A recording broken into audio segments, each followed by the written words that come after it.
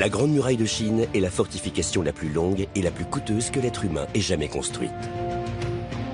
Même en montant très haut, même avec des jumelles très puissantes, on ne peut pas voir la totalité de la muraille. C'est une véritable merveille. Elle est connue dans le monde entier. Mais de nombreux détails de sa construction restent encore un mystère. À chaque fois que je vois ce mur qui s'étend sur des milliers de kilomètres, je suis toujours aussi impressionné. Comment a-t-elle été créée? Quelles étaient ses défenses contre les menaces extérieures? Ils étaient peu nombreux, mais c'étaient les guerriers les plus redoutés du monde. Il n'existe qu'un seul moyen de le savoir, c'est de la démonter entièrement. Brique par brique, nous allons démanteler la muraille et examiner la structure de ces tours de guet. Nous découvrirons ainsi les incroyables secrets qui ont permis aux architectes des temps anciens de bâtir ce merveilleux édifice.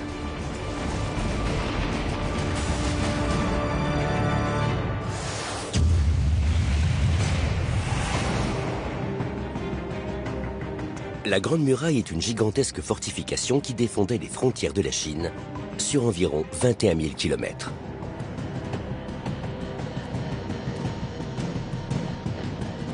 Cette immense structure servait de protection au pays le plus peuplé du monde. Elle s'étend depuis les plaines enneigées du désert de Gobi jusqu'à la mer Jaune. Sa construction a été le projet le plus colossal que notre monde ait jamais connu. Elle comporte de nombreuses sections, progressivement construites et reliées entre elles au cours des siècles. C'est le premier empereur chinois, Qin Shi Huang, qui a ordonné la mise en place d'un gigantesque mur de défense. Ce mur a été ensuite rallongé et renforcé par les dynasties suivantes. C'est ainsi qu'a été créé cet immense réseau de défense, qui a fait obstacle aux ennemis de la Chine pendant plus de 2000 ans.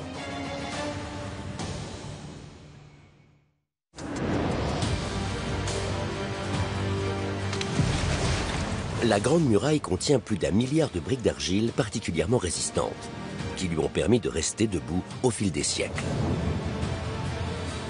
Elle mesure 7 mètres de haut. Elle possède de solides remparts conçus pour protéger les gardes et de petites ouvertures pour tirer des flèches sur les assaillants. Cet édifice monumental fait 5 mètres d'épaisseur et plusieurs milliers de kilomètres de long. Il comporte également des dizaines de milliers de bastions et de tours de guet où les soldats montaient la garde. Pendant des siècles, la Grande Muraille a été la première ligne de défense de la Chine. Mais cette construction emblématique n'est pourtant pas la première ligne de défense construite à travers le pays.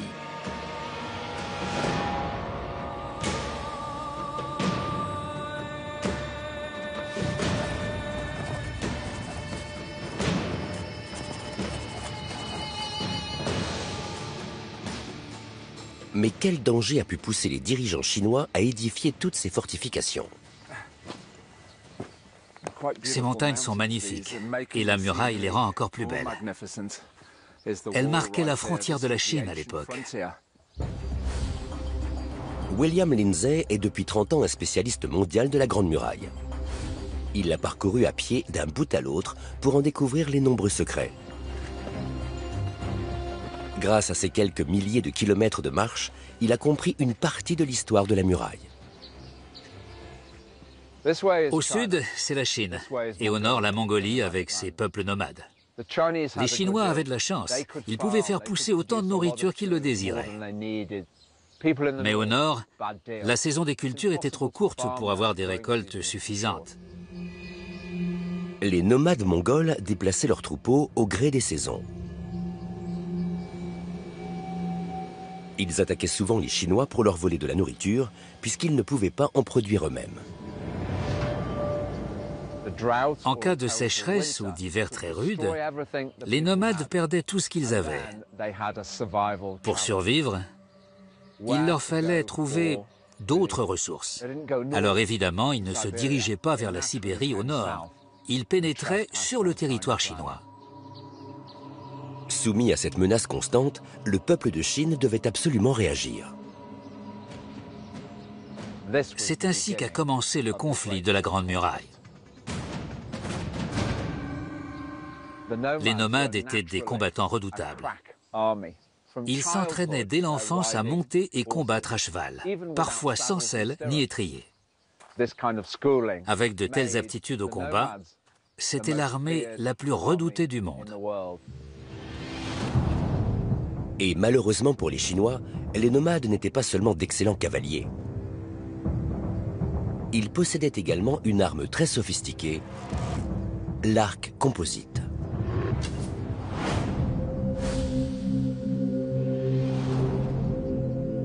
Yang Fushi est l'un des meilleurs facteurs d'arc au monde.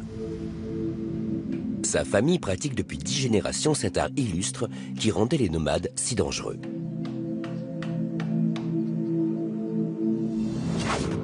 La puissance de ces arcs et la rapidité de leurs chevaux leur permettaient de lancer des attaques éclairs dévastatrices. Nous sommes très fiers de nos talents de cavaliers que nous exerçons depuis notre plus jeune âge.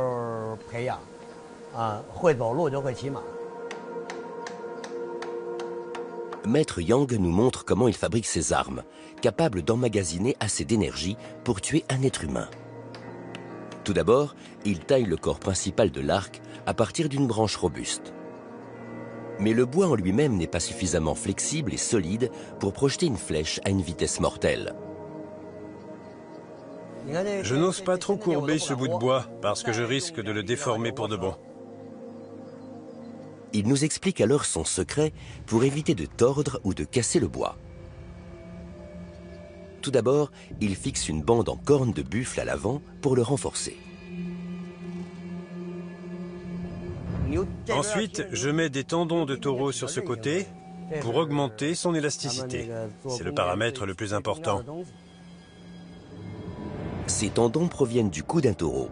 Ils améliorent la puissance de l'arc.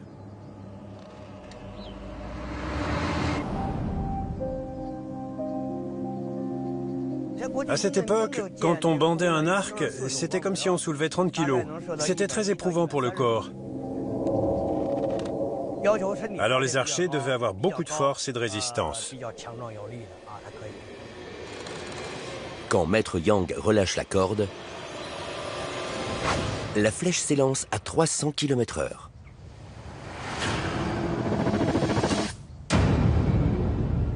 Grâce à ces arcs mortels, les nomades étaient presque invincibles.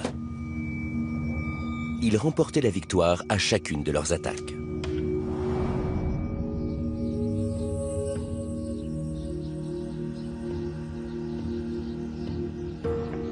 Pour défendre leur territoire face à de tels ennemis, les Chinois ont donc construit un mur sur plusieurs milliers de kilomètres.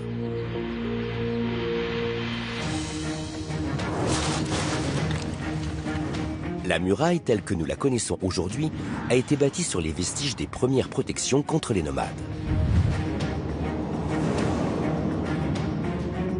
Elles étaient constituées de plusieurs amas superposés de terre compacte et dure comme de la pierre.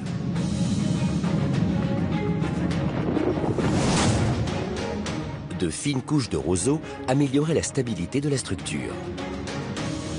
C'était un paramètre crucial car le mur mesurait 6 mètres de haut. Les Chinois comptaient sur cette protection pour assurer la sécurité de leur foyer.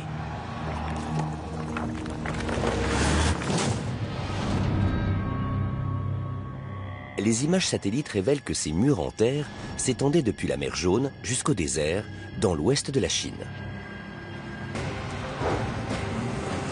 Mais comment les ouvriers de l'époque ont-ils pu construire une telle structure au beau milieu de ces étendues arides et inhospitalières ? À chaque fois que je vois ce mur qui s'étend sur des milliers de kilomètres, je suis toujours aussi impressionné. Nous avons suivi l'explorateur Richard Fairbrother au cœur du désert. Il essaie de percer les secrets de ce mur en terre qui a servi de base à la Grande Muraille actuelle. C'est incroyable. Ils ont dû mobiliser énormément de main-d'œuvre pour bâtir tout ça. Pour comprendre comment cette structure a pu résister aux intempéries pendant des siècles, Richard va lui-même fabriquer une section de mur. M. Yang et son équipe lui prêtent main forte, en se servant des méthodes de construction de l'époque. Le système de terre tassée est appelé pisé. Pour bâtir ces murs, on alterne les couches de terre et les couches de roseaux. Il suffit de les poser dessus et de les répartir uniformément. Le roseau présente un grand avantage. C'est un système d'évacuation de l'eau. Quand la pluie s'infiltre dans le mur en terre, elle s'écoule le long des roseaux. Mais ce drainage naturel n'offre aucune protection contre les tempêtes du désert. La violence du vent aurait dû réduire ce mur en poussière en quelques décennies. Alors comment se fait-il que plusieurs sections aient résisté pendant plus de 2000 ans? Cette terre est un dépôt sédimentaire appelé loess. Il possède une caractéristique très intéressante, notamment grâce à la présence de coquilles d'escargots brisés. Le loess est très riche en carbonate de calcium. Quand il est exposé à l'eau, il subit un processus de cimentation naturelle. Sans le savoir, les architectes de l'époque se sont servis de cette propriété pour créer une structure extrêmement durable. Il faut tasser le loess pour le rendre plus compact, donc plus solide. Et grâce à la cimentation, il va durcir encore plus, ce qui en fera un mur très résistant. Les ouvriers faisaient ça à longueur de journée, sous un soleil de plomb. Ils devaient être complètement épuisés.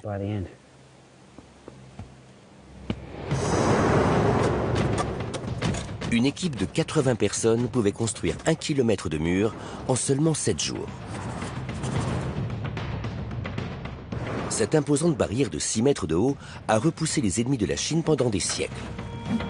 Le seul moyen de la franchir était de l'escalader sous une pluie de flèches. Mais au XVIe siècle, la situation n'était plus la même. Les assaillants étaient équipés de nouvelles armes, capables de venir à bout de la muraille.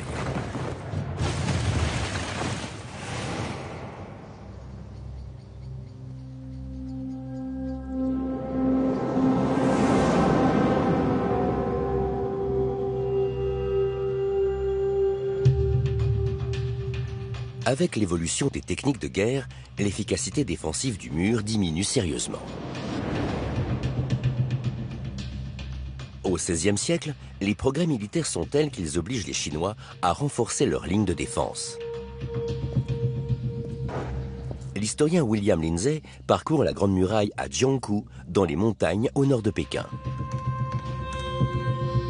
La situation géographique permet de comprendre pourquoi les Chinois ont renforcé cette immense barrière. Pékin se trouve là-bas, à seulement 80 km. C'était un peu dangereux comme emplacement. En 1550, les Mongols ont réussi à percer la muraille. Les Chinois se sont alors rendus compte que Pékin était très vulnérable.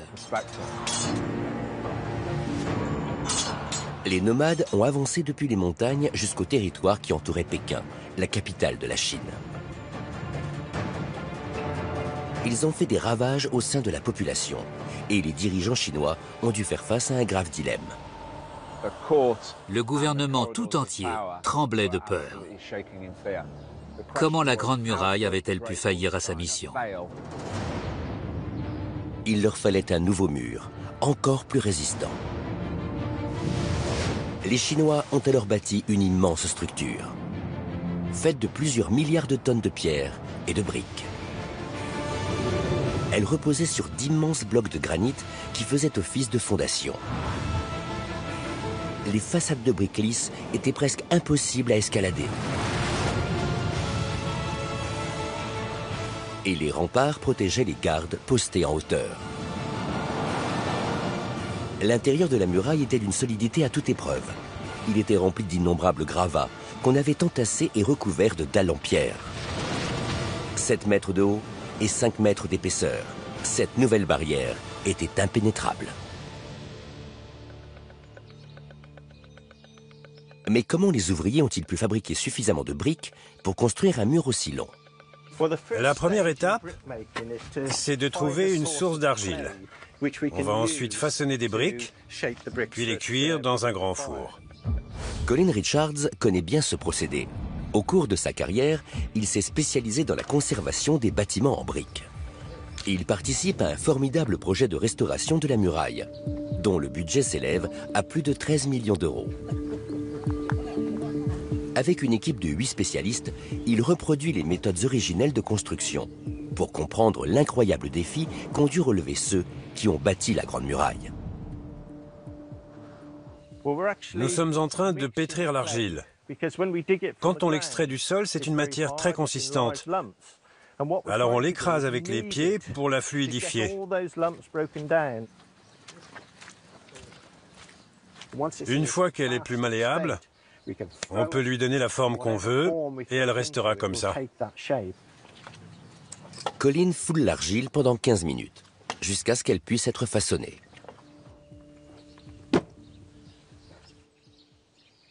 Il faut mettre beaucoup d'argile, même si ça déborde un peu.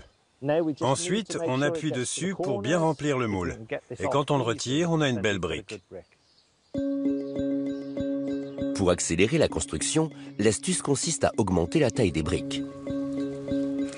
Celles de la Grande Muraille sont 4 fois plus grosses que celles des maisons occidentales d'aujourd'hui.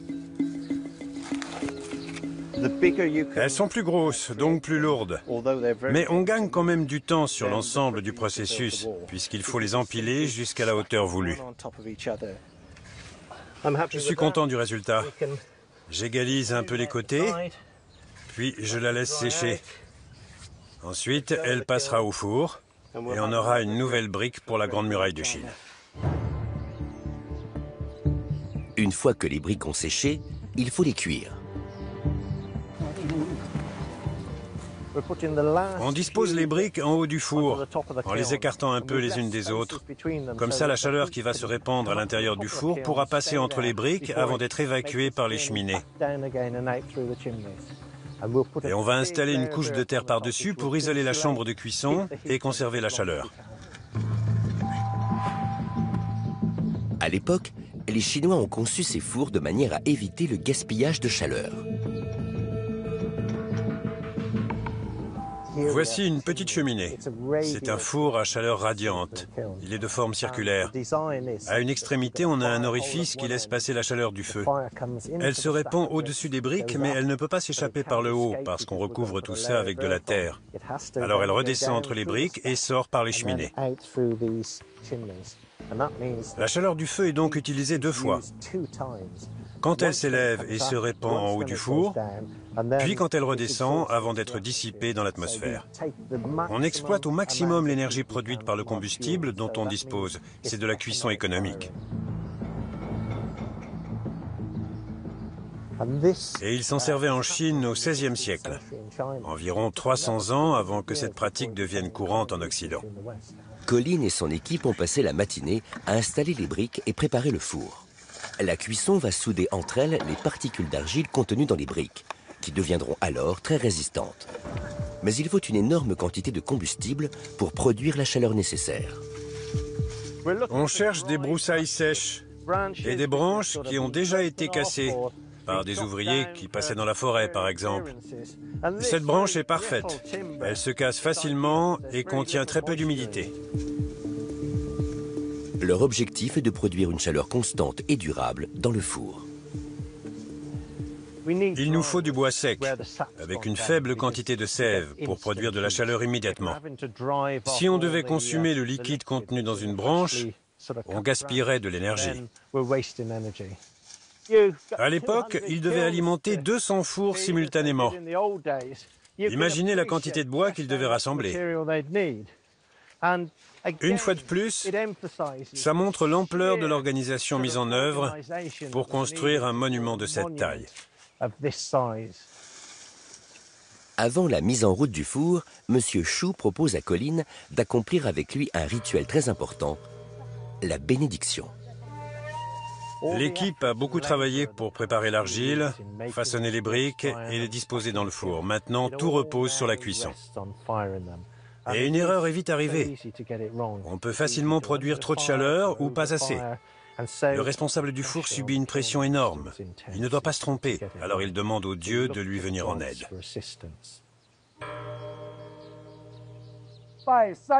Prions le Dieu de la montagne, le Dieu de la terre et le Dieu du feu. Ils me donneront de bonnes flammes.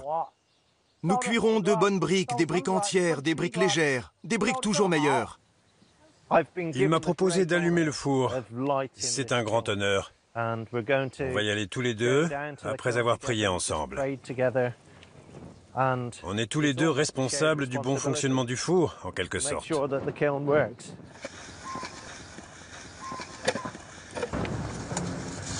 Pendant la construction de la muraille, plusieurs milliers de fours étaient en activité.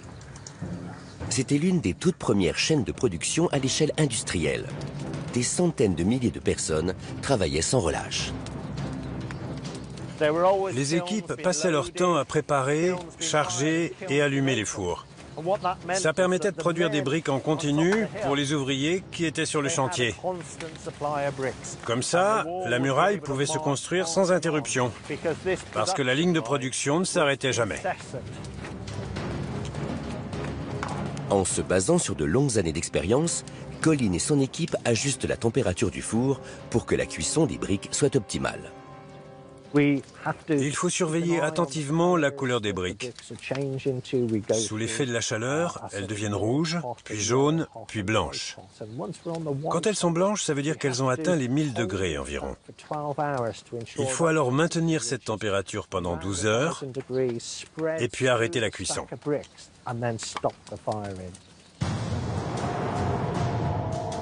La conception de ce four est particulièrement ingénieuse.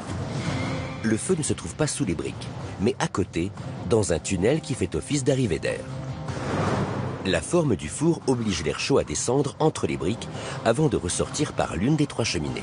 La cuisson est donc parfaitement régulière. Si le four chauffe trop vite, l'humidité contenue dans l'argile risque de se transformer brutalement en vapeur d'eau et de faire éclater les précieuses briques. Mais avec une cuisson appropriée, le four produit rapidement des milliers de briques d'une solidité remarquable pour construire la muraille.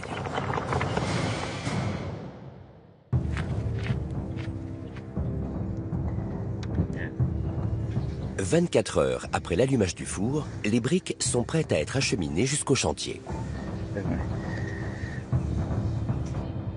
Mais comment faire pour déplacer des milliards de briques depuis les fours jusqu'au sommet des montagnes ?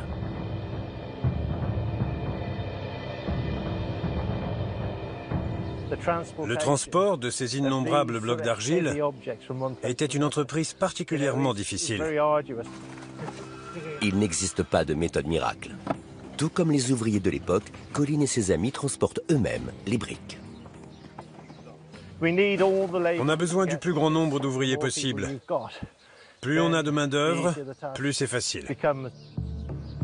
Plus d'1 million de personnes travaillaient en permanence sur la muraille. Ils cuisaient, transportaient et installaient les briques sans interruption. Les conditions de travail étaient extrêmement difficiles. En été, la température atteignait parfois les 40 degrés. Et en hiver, il faisait un froid glacial. Les ouvriers apportaient les briques dans les montagnes et s'ils tombaient d'une falaise ou dans une crevasse, c'était fini pour eux. Pour construire la plus grande muraille du monde, les Chinois ont payé un prix terrible. Beaucoup ont perdu la vie pour que cette merveille puisse voir le jour.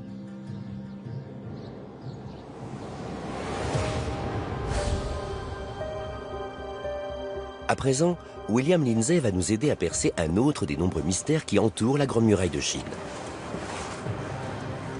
Comment les architectes de l'époque ont-ils déterminé le tracé de la structure ? Quand je fais visiter la muraille, on me pose souvent les mêmes questions, notamment celle-ci. Pourquoi l'avoir construite ici et pas là ou là-bas ? William se base sur la topographie des environs pour trouver une explication. Du haut de cette tour de guet, on voit clairement pourquoi la muraille se trouve ici. Si on part de la vallée, on monte, et là, c'est le sommet. La muraille suit cette crête jusqu'au sommet suivant. Et là-bas, sur la droite, elle descend progressivement, toujours en épousant la forme des montagnes. Ce tracé est absolument parfait pour cette section de la muraille. L'imposante structure est donc toujours en hauteur, mais elle ne suit quasiment jamais de ligne droite. Au début, je ne voyais aucune logique dans la forme de la muraille. J'avais l'impression qu'elle faisait beaucoup de détours aléatoires. Mais en fait, ce tracé répondait à un objectif précis. Il offrait de meilleurs angles de tir, non seulement quand on faisait face aux ennemis, mais également depuis les côtés. Il fallait vraiment être fou pour prendre d'assaut la muraille.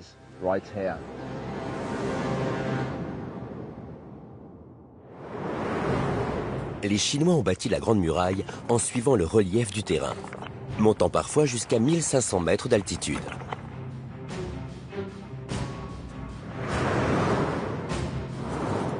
Ils ont placé des tours de guet tous les 150 mètres pour éliminer plus facilement les intrus. Ils ont également déboisé le terrain sur 3 km pour que les assaillants soient obligés d'avancer à découvert. Et ils ont construit plusieurs avancées pour surveiller encore mieux la zone de défense. Mais la stratégie militaire n'était pas le seul facteur pris en compte. Le Feng Shui est un art chinois ancestral selon lequel les flux d'énergie qui traversent notre monde créent des orientations plus ou moins favorables pour les paysages et les bâtiments. L'élément clé est ce que les Chinois nomment le qi, le flux d'énergie naturelle.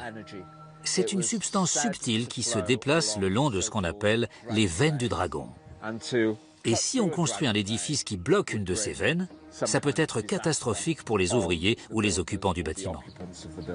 Les architectes ne délimitaient le tracé de la muraille qu'après avoir appliqué les principes du Feng Shui. Et les experts du Feng Shui vérifiaient que la structure s'intégrait harmonieusement dans l'environnement naturel, sans casser les lignes d'énergie. Une fois que les spécialistes avaient donné le feu vert, les ouvriers pouvaient se mettre au travail. Les Chinois qui ont construit la muraille et ceux qui ont monté la garde dessus étaient surtout des militaires et des paysans. Dans le cadre de ce projet colossal, ils ne voulaient surtout pas briser les règles naturelles de leur environnement. Alors ils écoutaient à la fois les grands stratèges militaires et les sages qui maîtrisaient les concepts mystérieux du Feng Shui. C'est l'un des aspects les moins connus et les moins compris de la disposition de la muraille. Il reste encore de nombreux mystères à éclaircir.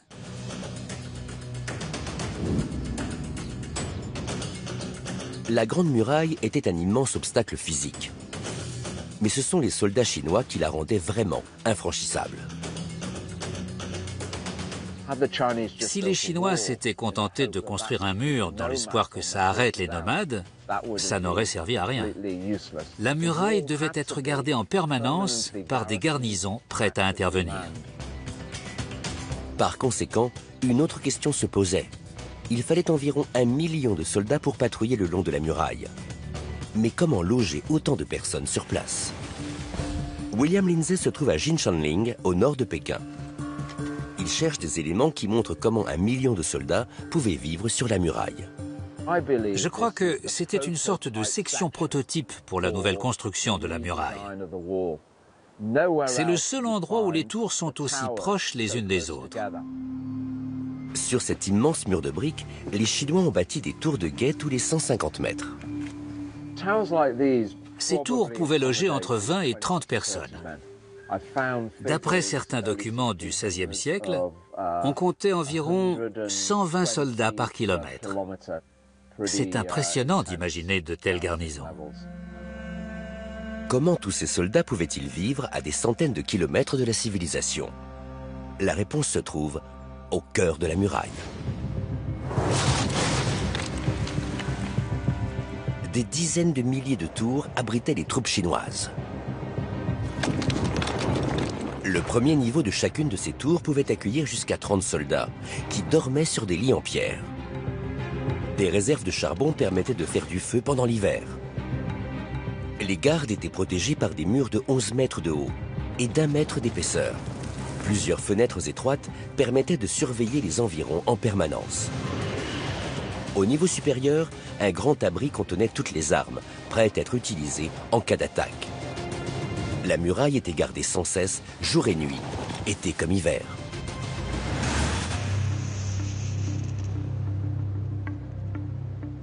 Les tours de guet étaient elles-mêmes conçues comme de petits châteaux, capables de résister à des attaques directes.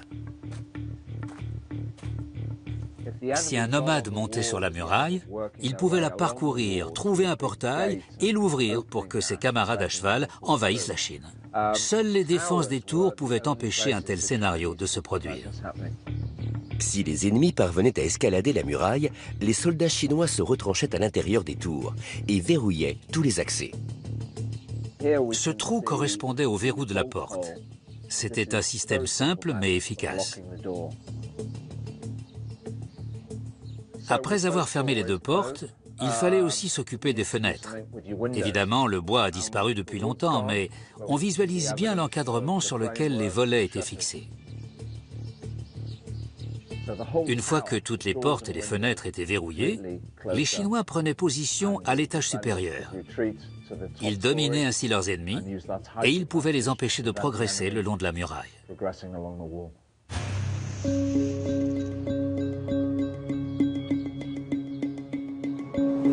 La Grande Muraille et ses milliers de tours contiennent plus de briques que n'importe quel autre bâtiment au monde. L'expert en restauration Colin Richards apporte son aide à une équipe qui restaure une section abîmée de la muraille. Ils ont produit de nouvelles briques et ils doivent maintenant les fixer ensemble avec du mortier. Ce mortier est incroyablement résistant, parfois davantage que les briques elles-mêmes. J'ai ici une photo où on voit le mortier dépasser de la façade. Sur certaines sections, les briques ont été usées par l'érosion au fil des siècles, mais le mortier est resté intact et forme une grille saillante. Il a résisté à toutes les intempéries qu'a pu subir la muraille. C'est une matière absolument extraordinaire. Aucune trace écrite de la composition de ce mortier n'a été retrouvée. Mais d'après les fermiers locaux, c'est un ingrédient très surprenant qui lui confère une telle solidité. Le riz. Colin va utiliser une technique plutôt rudimentaire pour analyser le contenu du mortier. Il suffit de réduire en poussière quelques morceaux du mortier d'origine. Ensuite, on verse ça dans un petit volume d'eau et on mélange. Au bout d'un moment, on devrait voir plusieurs couches se former en bas. On pourra ainsi identifier les différents composants du mortier. Il laisse reposer le mélange pendant 3 heures, puis revient l'examiner. C'est surprenant. On voit clairement que le mortier contient beaucoup de granulats. Là, je distingue du sable, des fragments de roche, du limon. On peut donc en conclure que le mortier contenait beaucoup de liant. Et c'est intéressant parce que ça forme un mélange très solide. Les granulats rendent le mortier très compact. Mais d'après les habitants des environs, c'est grâce au riz gluant qu'il est aussi résistant. Dans cette région, le riz poussait en abondance. Les ouvriers ont remarqué qu'en ajoutant cet ingrédient, le mortier se solidifiait plus vite et devenait plus résistant. Colin essaie donc de fabriquer son propre mortier au riz gluant. On a fait bouillir de l'eau et quand le riz sera cuit, on l'intégrera à notre mortier. D'après les scientifiques, c'est l'amidon présent dans le riz qui augmente la solidité du mortier. Colin tente d'arriver au même résultat que les Chinois du XVIe siècle en mélangeant de la chaux, du sable et du riz gluant. Je mets une bonne couche de mortier pour qu'il recouvre toute la surface quand j'appuierai une brique dessus. S'il est trop épais, il ne s'étalera pas et s'il est trop fluide, il coulera de chaque côté de la brique. Il faut qu'il ait exactement la bonne consistance pour que ça fonctionne. Grâce à ce mortier remarquable, les ouvriers chinois pouvaient empiler les briques jusqu'à des hauteurs impressionnantes. C'est ainsi qu'ils ont construit les milliers de tours de guet qui abritaient l'armée de la Grande Muraille.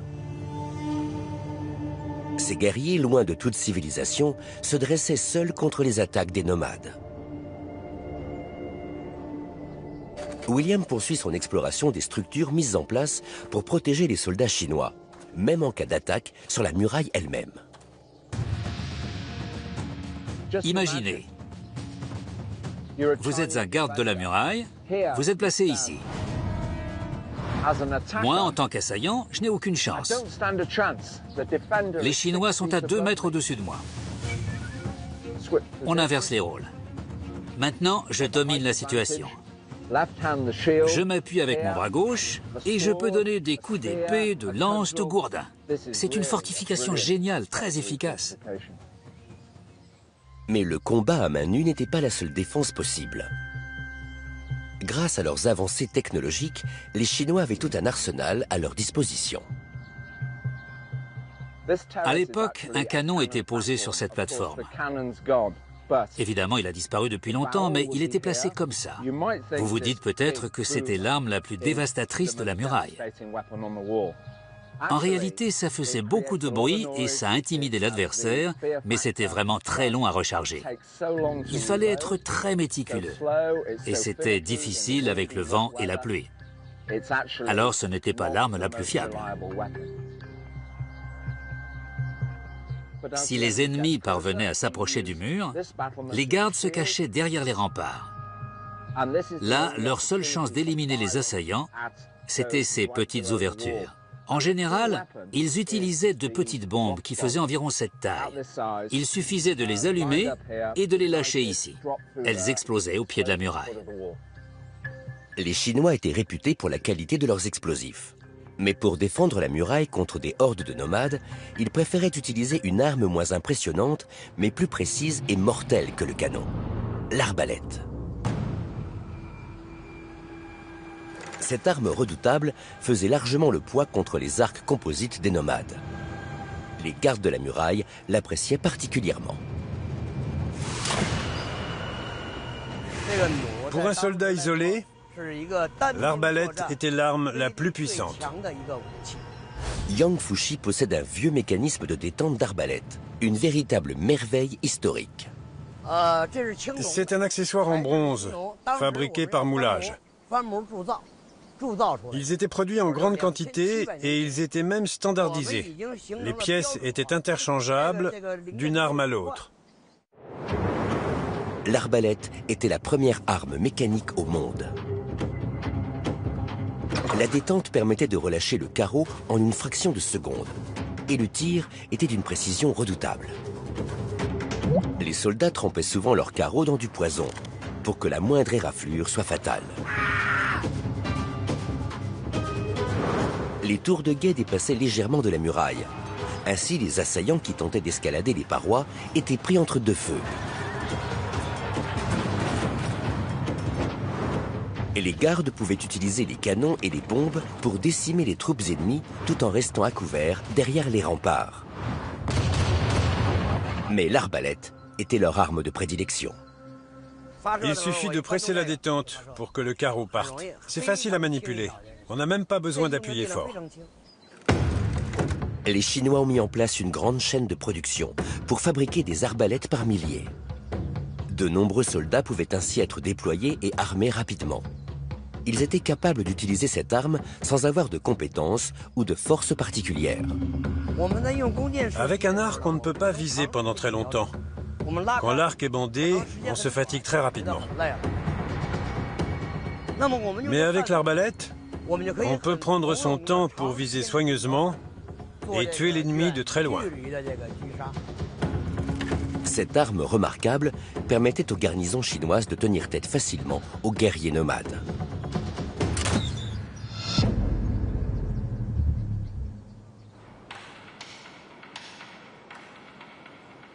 William a remarqué un élément sur la muraille qui facilitait l'utilisation des arbalètes. Vous voyez ce trou?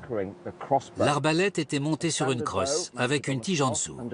Et en coinçant la tige dans le trou, l'arbalète rayée pouvait retendre la corde, charger le carreau, chercher une cible et tirer.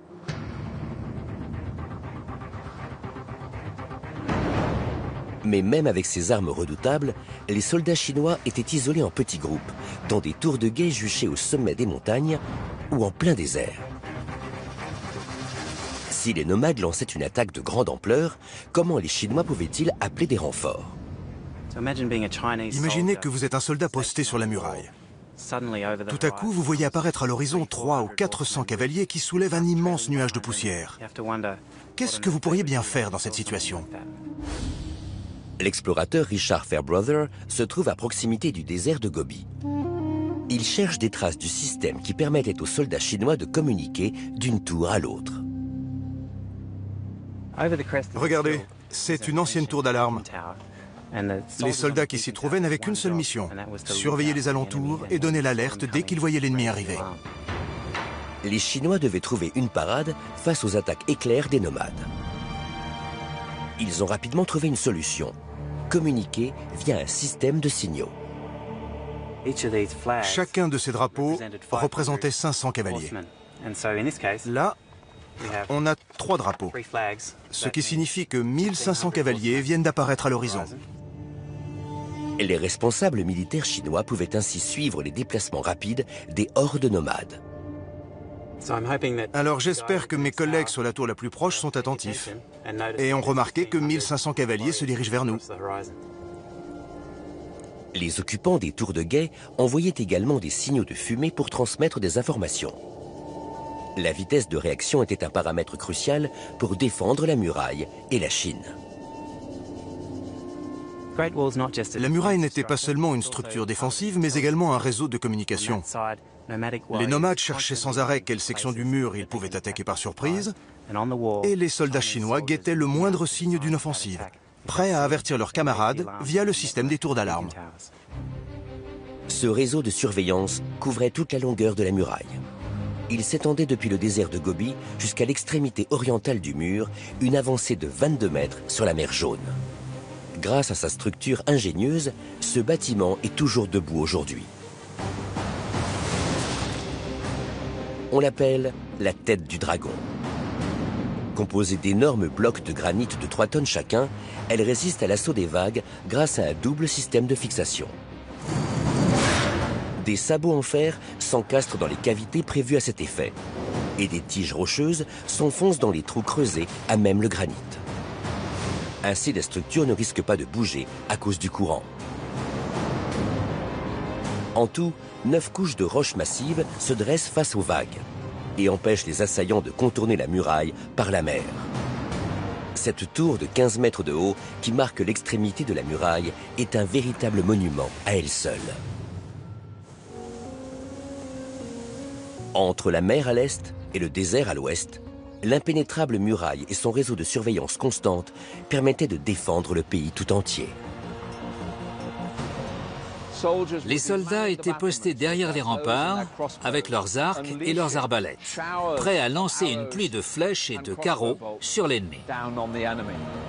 Mais la Grande Muraille était isolée en pleine montagne. En cas d'alerte, comment les renforts pouvaient-ils atteindre rapidement le lieu de l'attaque sur un terrain aussi impraticable? L'une des principales missions des gardes postés dans ces tours était de surveiller les environs. Dès qu'un ennemi apparaissait, il fallait donner l'alerte pour mobiliser les renforts.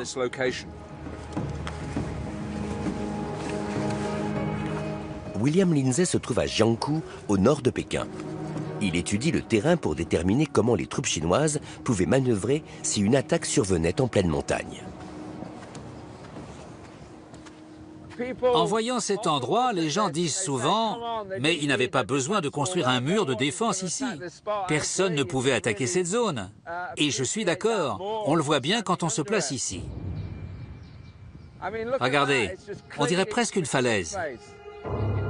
Alors pourquoi bâtir une section de la muraille sur cette pente abrupte? Servait-elle à autre chose? C'est une sorte de passerelle. Elle relie cette section à celle en face et à l'autre là-bas. En réalité, la muraille n'est pas seulement un mur d'enceinte, c'est une route.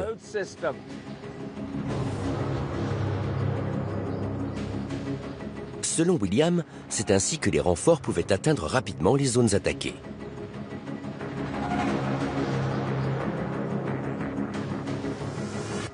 La Grande Muraille était donc un gigantesque réseau de transport.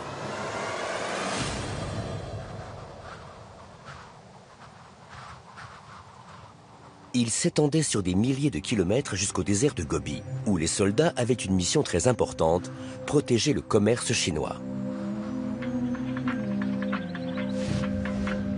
La célèbre route de la soie s'étendait à travers tout l'ouest de la Chine. Cette grande voie commerciale faisait office de lien avec le monde extérieur. Richard Fairbrother parcourt cette route ancestrale dont le tracé est très proche de celui de la muraille dans cette région.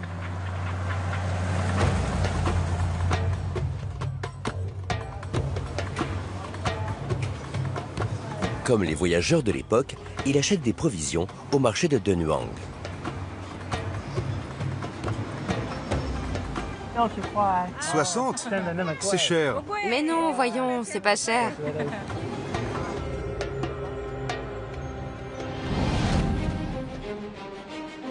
Il va ensuite affronter le froid du désert à la recherche d'une vieille forteresse.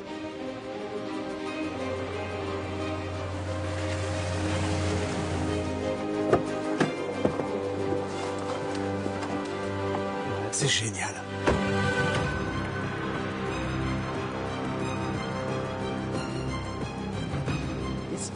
Cette forteresse a été construite il y a plus de 2000 ans sur le trajet de la route de la soie. On l'appelle Shanmashang, ce qui signifie le fort de la castration des chevaux. C'est magnifique.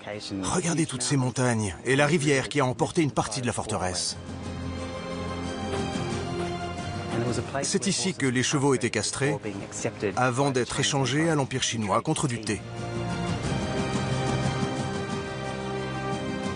La Grande Muraille et les forteresses de cette région permettaient aux Chinois d'emprunter la route de la soie en toute sécurité.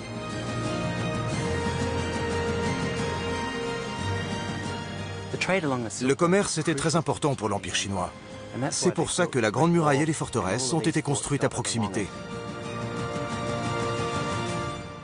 Mais lorsqu'ils invitaient des commerçants étrangers au sein de ces forteresses, les Chinois se sentaient vulnérables. Ils craignaient que ces marchands soient en vérité des espions nomades. Ils ont donc conçu l'intérieur des forteresses comme un terrible piège pour les visiteurs indésirables. L'entrée principale était un passage étroit qui débouchait sur les redoutables couloirs de la mort. Les murs formaient un véritable labyrinthe dans lequel les intrus se perdaient.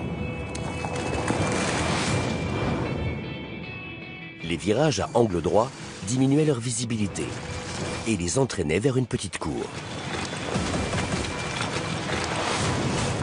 Entourés de murs de 10 mètres de haut, les intrus voyaient toutes les portes se fermer. Les gardes postés en hauteur n'avaient plus qu'à exécuter l'ennemi.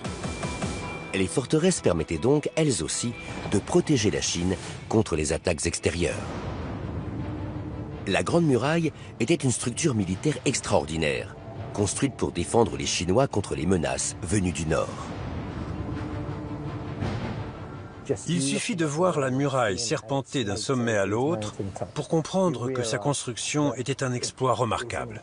Elle traverse toute la Chine.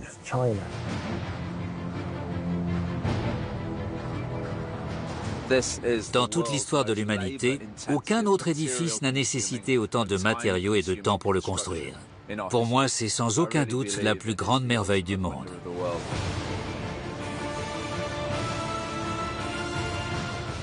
J'adore la Grande Muraille. C'est sans doute ringard, mais j'ai un dicton. Si on est lassé de la Grande Muraille, c'est qu'on est lassé de la vie. La Grande Muraille protégeait les paysans chinois et incarnait la puissance impériale le long de la plus importante route commerciale au monde. Cet endroit a une portée historique immense. Et je suis peut-être le premier à venir ici depuis longtemps. C'est vraiment formidable. Le mur en terre capable de durcir face aux intempéries est devenu une barrière infranchissable, équipée de nombreux remparts, de terribles labyrinthes et d'un réseau de routes aussi long que la Chine elle-même. La Grande Muraille est un prodige d'architecture militaire et l'un des édifices les plus impressionnants jamais construits.